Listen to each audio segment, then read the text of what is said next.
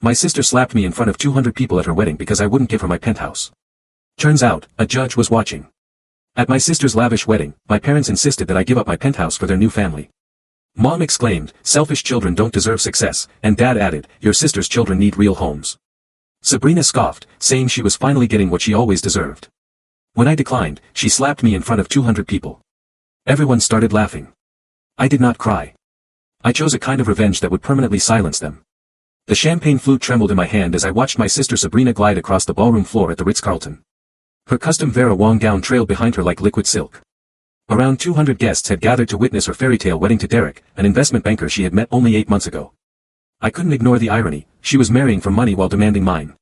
I'm Vivian, 32 years old, and I've worked incredibly hard to get where I am.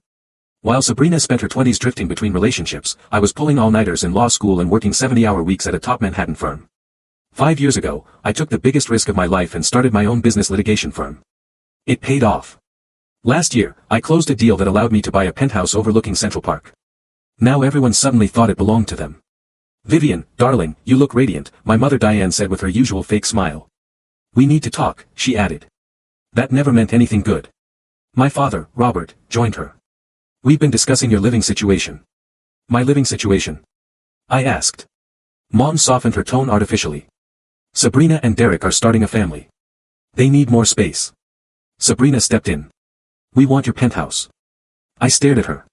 "Excuse me?" Dad said, "Think logically. You're single. You don't need that much space." "They do."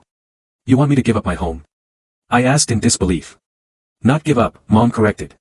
"Trade. You can take Derek's apartment. A 600-square-foot studio in Queens. You want me to trade my penthouse for that?" "Don't be dramatic," Sabrina said. "You don't even use all that space." "I earned that home," I replied. "I'm not giving it up." Mom snapped, "That's selfish. Family comes first." I laughed bitterly. "When have you ever treated me like family?" The argument escalated. Sabrina accused me of jealousy. I told her I wasn't jealous, I was disappointed. Dad demanded I do something for the family. Then Sabrina said she deserved everything, my home, my life. "Over my dead body," I said. And then she slapped me. The sound echoed across the ballroom. Silence, then laughter. My cheek burned, but I didn't cry. Instead, I took out my phone. I sent a message to my group chat, lawyers, journalists, and business contacts, detailing everything that had just happened. Within minutes, replies flooded in. A judge had witnessed it. A reporter had seen everything. The story started spreading. Sabrina panicked. My parents demanded I delete it. I refused. "You humiliated me publicly," I said. "Now the truth is public too." Soon, social media exploded. The video of the slap went viral. Guests who had laughed now looked uncomfortable. Sabrina begged. "Please don't ruin my wedding." "You already did," I said. I left the venue with my head held high. By the next morning, the story was everywhere, news outlets, social media, legal circles. Sabrina's reputation collapsed. Her marriage fell apart within months. My parents faced social backlash. As for me, my career grew stronger.